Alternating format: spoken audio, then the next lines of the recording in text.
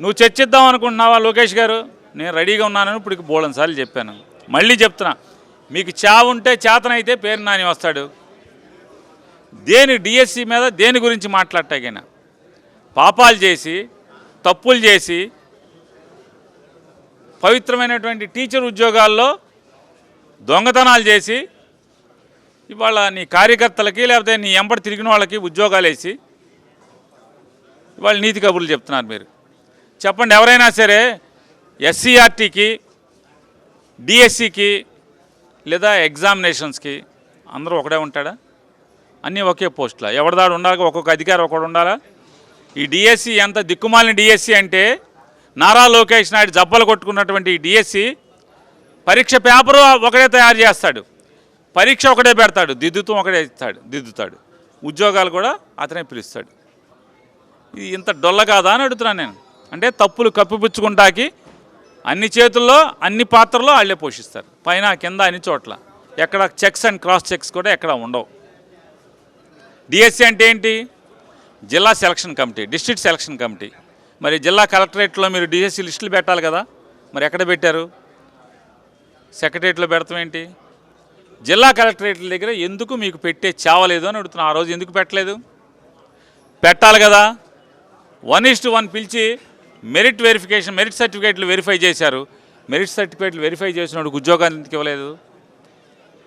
Sports quota ఎంత దిక్కుమాలిన కోట. మీరు జాతీయ స్థాయిలో పథకం పొందినోడికి, గోల్డ్ మెడల్ పొందినోడికి లేదా సిల్వర్ మెడల్ పొందినోడికి ఉద్యోగం ఇవ్వకుండా ఊరికే పాల్గొన్నోడికి మీరు ఉద్యోగాలు ఇచ్చారు. కనీసం అర్హత లేకుండా ఇచ్చారు, తర్ఫీదు పొందకుండా ఇచ్చారు, డిఎస్సి రాయకుండా ఇచ్చారు. గమ్మత్ ఏంటంటే టెట్ కానీ డిఎస్సి కానీ 2 పరీక్షలు రాయకుండా మీరు ఉద్యోగాలు ఇచ్చారు, టీచర్ ఉద్యోగాలు. వీళ్ళు మళ్ళీ ఆటలు కాదంట, సైన్స్ చెప్తారంట, ఇంగ్లీష్ చెప్తారంట, సోషల్ స్టడీస్ చెప్తారంట, మ్యాథ్స్ చెప్తారంట, అన్ని భాషలు చెప్తారంట, అన్ని సబ్జెక్టులు చెప్తారంట. డిఎస్సి లేదు, టెట్ లేదు, స్పోర్ట్స్ సర్టిఫికెట్లు అవి దొంగ సర్టిఫికెట్లు అండి.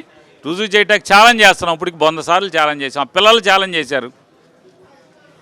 కోర్టు గురించి మాట్లాడుతున్నాం. 150 కేసులు వేశారు, పొడి చేశామని. మరి కోర్టు స్పోర్ట్స్ కోటాను విచారణ చేయమంది కదా, రాజీనామా చేయి.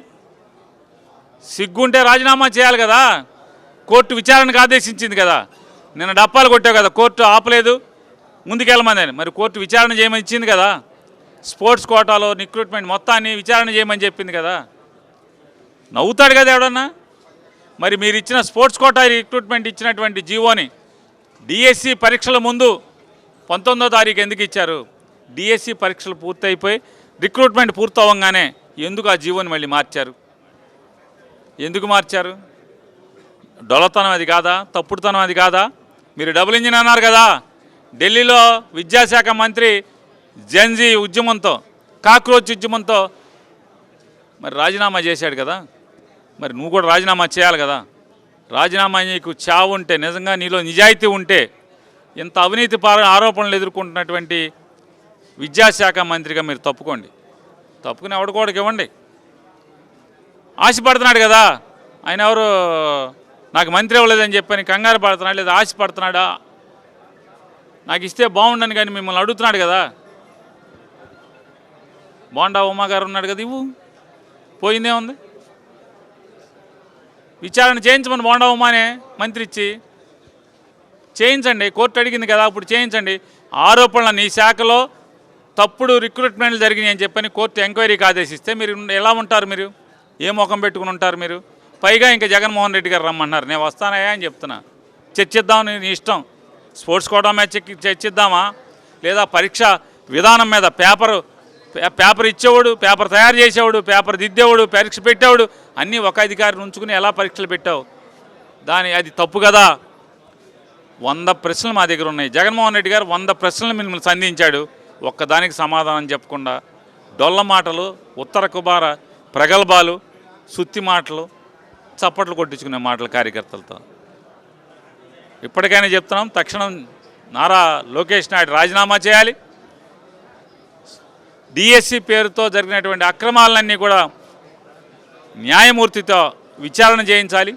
దోషులందరినీ కూడా జైలుకి వేయించాలి, ప్రాసిక్యూట్ చేయాలని చెప్పి డిమాండ్ చేస్తాం.